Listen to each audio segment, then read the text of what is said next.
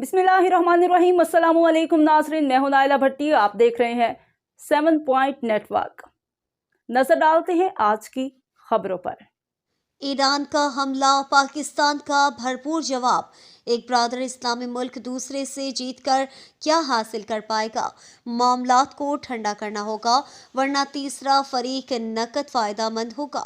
भारतीय वजीर जयशंकर का दौरा ईरान और 5 घंटा बाद पंजगुर पर हमला। जो शरारती अनासर हैं, ईरान को इनका मुहासिबा करना होगा। बिस्मिल्लाहिर्रहमानिर्रहीम। पाकिस्तान और ईरान की कशीदगी, यकीनन ये कोई खुशाइन खबर नहीं है। दो मुल्क हैं और दोनों बरादर मुल्क हैं, पड़ोसी मुल्क हैं। इनका आपस के अंदर जो है एक दूसरे को कोई जेर करने का मकसद नहीं है। लेकिन दूसरी तरफ मसला यह है कि ईरान के साथ पाकिस्तान का एक मुआहदा है जो अमन मुआहदा कहलाता है, और उसके तहत जो है वो एक दूसरे के ऊपर हमला आवर नहीं हो सकते। लेकिन अफसोस ये है कि ईरान की तरफ से जो है वो एक ऐसा अमल सामने आया, हमारे पंजगुर के अंदर उनका हमला आया, जिससे जो है वहां बच्चियों की शहादतें हो गई, कुछ जख्मी हो गए बच्चे।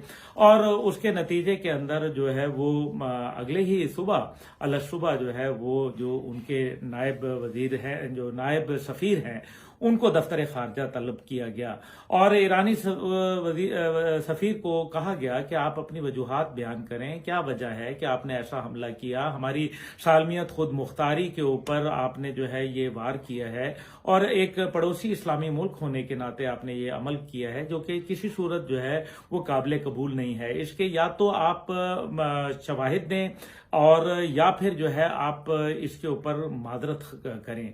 लेकिन शाम तक जो है वाकयात चलते रहे और उनकी तरफ से कोई मस्बत जवाब ना आने की शक्ल के अंदर पाकिस्तान को जो है मजबूरन जो है वो एक सख्त इकदाम उठाना पड़ा। और नतीजे के अंदर जो है पाकिस्तान के जो सफीर वहां मौजूद हैं, हमारे मुदस्सर टीपू साहब, उनको वापस बुला लिया गया और ईरान के जो सफीर हैं उनको कहा गया कि आप ईरान में ही रहें। ईरान के जो सफीर पाकिस्तान में तैनात हैं, ये नेशनल सिक्योरिटी एडवाइजर बतौर डिप्टी के तौर पर ये काम करते रहे हैं। बड़े समझदार आदमी है, लेकिन मैं समझता हूं कि ये वाकयात जो है इनकी जितनी मजम्मत की जाए वो कम है। और अफसोस ये है कि उसके बाद जो है जब ये हमने सिफारती तौर पर सख्त इकदाम लिए, उसको पूरी दुनिया के सफारत खानों ने जो है वो पाकिस्तान के मौकफ की तायद की, ईरान के इस हमले की मजम्मत की, मगरबी दुनिया में ने भी की और अरब दुनिया में भी इसकी जो है वो मजम्मत की। और उसके बाद जब ये सख्त फैसला लिया गया तो डेवोस के अंदर बाकायदा जो है वो ईरानी वजीर खारजा जो थे उन्होंने कहा कि हाँ ये हमले कम किए। और जब उन्होंने ये इकरार कर लिया, और वो भी एक ऐसे वक्त में जब उससे थोड़ी देर पहले जो है वो पाकिस्तान के वजीर आजम निगरान से मिले, और जिसके ऊपर निगरान वजीर आजम ने किरमान के अंदर जो 103 लोगों को जो है वो एक निशाना बनाया गया दहशतगर्दी के वाकये के अंदर, उसके ऊपर इजहार अफसोस किया पाकिस्तान के निगरान वजीर आजम ने। लेकिन हमने ये देखा कि उनके वजीर खारजा का बड़ा चुभता हुआ बयान, यानी कि एक किस्म का ऐसा कि जाओ जो करना है कर लो, हमने तो हमला कर दिया।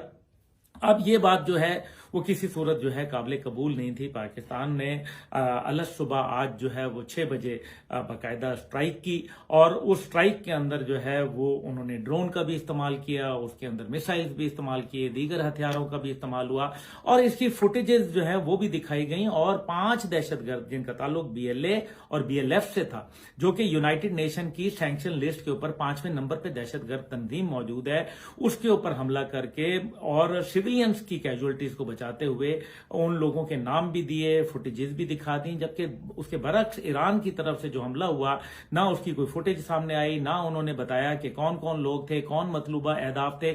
इससे पहले वो ये कह रहे थे कि जैशे अदल जो है उसके ठिकाने पर हमला किया गया। फिर जैशे अदल की जानब से ये बात आई कि नहीं जी, वो असल में हमारे ठिकाने के ऊपर हमला था और कुछ रॉकेट जो है वो पाकिस्तान जाके गिर गए, जो कि बिल्कुल मज़े का खेल बात थी। आज की टेक्नोलॉजी के दौर के अंदर ऐसे मिसाइल जो है वो इधर उधर नहीं गिर सकते, और फिर अगर मिसाइल भी चले गए थे तो ड्रोन तो जो है वो बड़े वाजे अंदाज में उनके तो पीछे लोग बैठ के कंप्यूटर रूम में बैठ के उसको उड़ा रहे होते हैं सिमुलेटर के ऊपर। तो मेरा ख्याल है, और फिर जब वजीर खारजा ने ईरान के बता दिया डेवोस के अंदर कि यह हमला उन्होंने किया, पाकिस्तान के पास कोई चॉइस नहीं थी माशवाए इसके कि पाकिस्तान उसका जवाब देता। हमने ये देखा कि हमारे army chief general Syed Asim Munir साहब जो हैं बड़े स्ट्रेट फॉरवर्ड किस्म के सोल्जर हैं। उन्होंने जो जब जितने भी स्मगलर्स थे, माफियाज थे, बिजली चोर थे, इसी तरीके से दीगर जो लोग थे उनके खिलाफ क्रैकडाउन किया। भारत को जो है उन्होंने जवाब दिया। उन्होंने अफगानिस्तान के हवाले से जो पॉलिसी अपनानी थी वो लिया। टीटीपी के हवाले से उन्होंने कहा कि जी जीरो टॉलरेंस है, उन्होंने उसके ऊपर ऑपरेशन शुरू किए। और साथ ही साथ जो है ईरान ने जब हमला किया तो उन्होंने फौरन जो है इसका रद्द अमल दे दिया।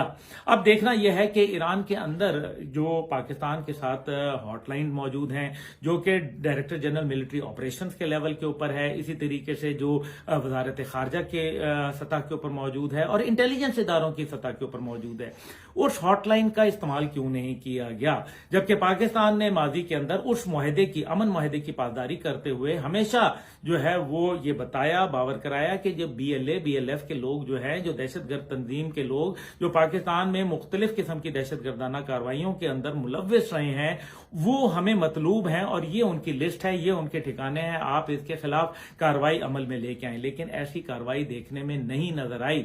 लेकिन जब ये मौका मिल गया पाकिस्तान को तो फिर जाहिर है पाकिस्तान ने ये एक स्ट्राइक की। और मैं समझता हूं कि ईरान को भी अब तहम्मुल मिजाजी से काम लेके इस मामले को रफा दफा करना चाहिए, क्योंकि जाहिर है पाकिस्तान एक न्यूक्लियर रियासत है, जिम्मेदार रियासत है, आलम इस्लाम की वाहिद सुपर पावर है, एक मजबूत फौजी और ताकत है।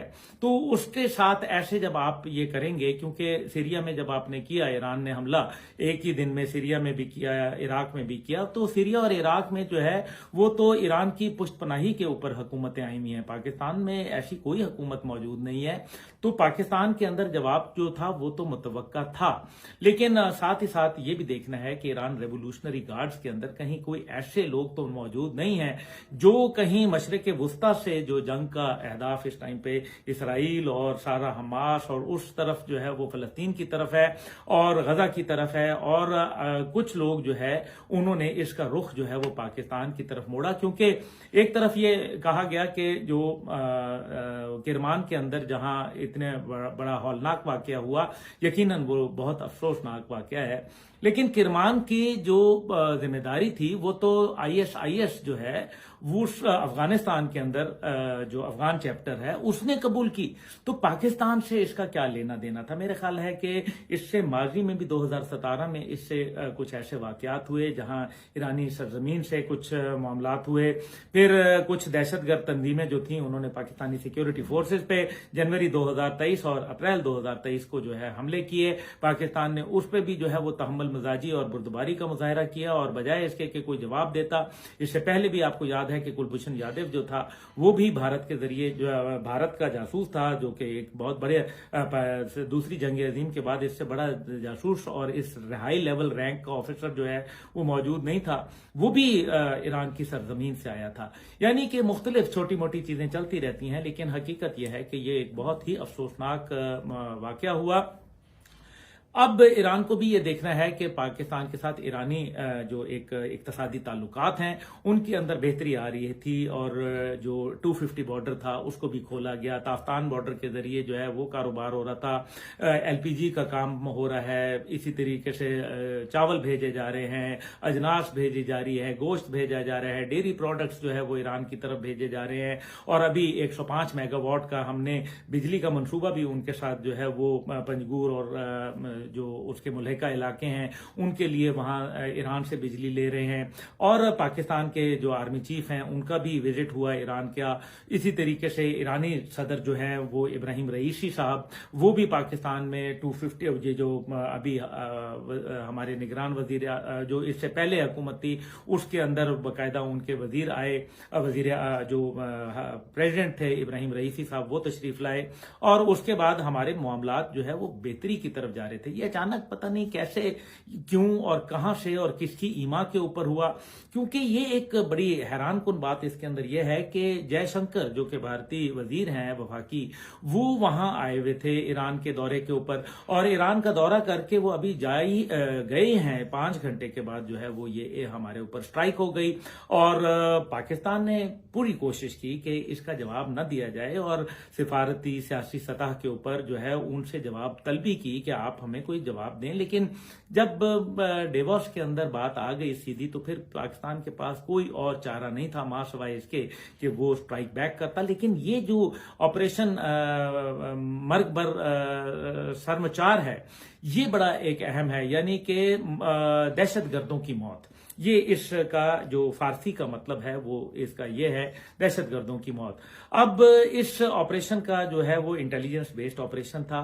मेरे ख्याल है कि पाकिस्तानी सिक्योरिटी फोर्सेस ने माजी के अंदर भी, आपको याद होगा कि ऑपरेशन स्विफ्ट रिटॉर्ट के अंदर बाकायदा भारत के वो दुर्गत बनाई थी कि अभिनंदन की जो ऊंची मूछें थी उनको नीचे करके जो है वो भेज दिया था हमने, और उनके जहाजों को निशाना बनाया था। और पाकिस्तान के शाहीनों ने, एयरफोर्स ने बाकमाल सलाहियत के साथ प्रोफेशनलिज्म का मुजाहरा करके उनके जहाजों को ठिकाना बनाया, निशाना बनाया, और साथ ही साथ जो है उनको एक ऐसा तारीखी सबक सिखाया जिसकी जो है वो मिसाल जो है वो याद रखी जाएगी, और यकीनन भारत के लिए ये एक सबक होगा।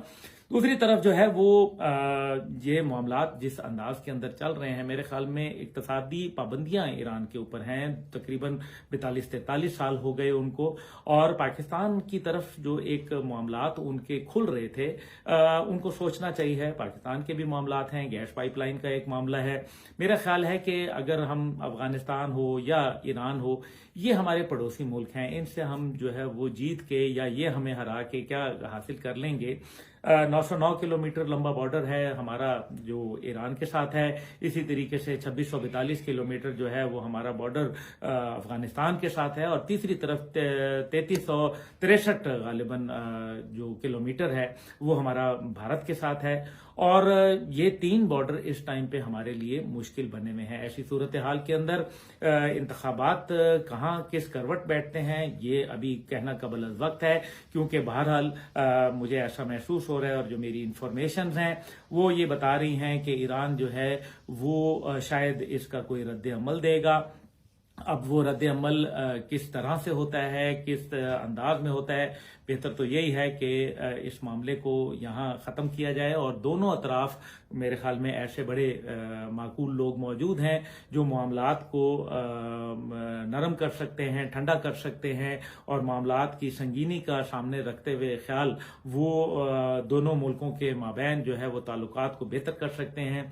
क्योंकि बहरहाल हम दोनों एक दूसरे के लिए जो है हमारी ज़रूरत है। पाकिस्तान को भी अपने बॉर्डर सिक्योर करने हैं और ईरान को भी सिक्योर करने हैं। अफसोस ये है कि अगर कोई ऐसी उनके पास इंफॉर्मेशन थी और वो ये कह रहे थे कि दहशतगर्द हैं उनको मतलूब, तो वो फिर पाकिस्तान की सिक्योरिटी फोर्सेस को बोलते, मिलिट्री ऑपरेशंस को बोलते, हम उनको हो सकता है ज्वाइंट ऑपरेशन की इजाजत दे देते, हो सकता है हम खुद ही ऑपरेशन करते। आपको याद होगा कि हमने बाकायदा अफगानिस्तान के अंदर भी ये हिकमत अमली इख्तियार की। हमने जो है वो जमातुल अहरार के ऊपर बाकायदा पीएफ ने, हमारे पाकिस्तान एयरफोर्स ने एक सक्सेसफुल ऑपरेशन किया था और उनको तितर बितर करके रख दिया था। फिर अफगानिस्तान के अंदर भी हमने नाकाबिले तरदीद जो है वो सबूत फराहम किए थे। उस वक्त के जो वजीर दिफा थे ख्वाजा आसिफ साहब वो गए थे, और DGISI साहब नदीम अंजुम साहब, जनरल नदीम अंजुम साहब वो गए थे। लेकिन आज के दिन एक और भी ये जो ऑपरेशन मर्गबर सरमचार हुआ, इसके अंदर एक और लोगों की भी मौत हुई, और वो उन लोगों की जो सोशल मीडिया के ऊपर अफवाज पाकिस्तान के ऊपर आए दिन जो है हर्जा सराई कर रहे थे। वो भगोड़े, वो गद्दार, वो पाकिस्तान के अंदर बैठे हुए जो मकार, जो आए दिन सोशल मीडिया पे ट्रोलिंग करके एक नित नई मन घड़त कहानियां जो है वो बुन रहे थे, झूठ के ऊपर मबनी, जिसका हकीकत से दूर दूर तक कोई वास्ता नहीं है। वो तमाम लोग जो है मेरे ख्याल में आज उनको शर्म से डूब मरना चाहिए, क्योंकि ये ऑपरेशन जो हुआ, जो पाकिस्तान ने जो एक बाकायदा 7 मुख्तलिफ जगह के ऊपर ऑपरेशन किए और बड़े कामयाब, और जिसके अंदर कोई सिविलियन कैजुअल्टी नहीं हुई, और पूरी दुनिया में जो है वो इसकी बात की जो है गूंज उठ रही है। मेरा ख्याल है कि उन लोगों को ये समझ जाना चाहिए कि उनके तमाम झूठे बातें जो कौमी यकजहती को जो है वो मुंतशिर करने की साजिशें थी, जो कौम के अंदर नफरतें और अफवाज के हवाले से, रियासत के हवाले से, हुकूमत के हवाले से जो नफरतें थी, उनको जो है वो मेरा ख्याल है कि आज उनका इख्तिताम हुआ। कौम फिर एक दफा खड़ी हो गई, अफवाज पाकिस्तान के साथ खड़ी हो गई। अपनी अफवाज के ऊपर हमें फख्र है और हमें भरोसा है। इस अफवाज ने चाहे जंग हो या अमन हो, हमें कभी भी जो है वो लेट डाउन नहीं किया, हमें कभी हमारे सर जो है वो झुकने नहीं दिए। अल्हम्दुलिल्लाह इन्होंने जो है हमेशा, अगर कुदरती आफात भी हों तो हमने ये देखा देखा कि इन्होंने हमेशा लब्बैक कहा और पाकिस्तान की हिफाजत के अंदर अपना किरदार अदा किया। आज भी जो है वो पाकिस्तानी कौम जो है वो यकीनन अल्लाह के यहाँ सजदा रेज है, इस बात का शुक्र अदा कर रही है कि हमारी सालमियत जो है वो मजबूत हाथों के अंदर है। और हम ये उम्मीद करते हैं कि बहरहाल कि अल्लाह ताला पाकिस्तान और ईरान के माबैन और इसी तरह अफगानिस्तान के माबैन हमारे मामलात को बेहतर फरमाए, क्योंकि बहरहाल ये हमारे पड़ोसी हैं और हम अपने पड़ोस जो है वो तब्दील नहीं कर सकते। अल्लाह ताला हमारा हामी और नासिर हो। पाकिस्तान पाइंदाबाद, अफवाज पाकिस्तान जिंदाबाद। अब तक के लिए इतना ही। मज़ीद खबरों से बाखबर रहने के लिए देखते रहिए 7 पॉइंट नेटवर्क।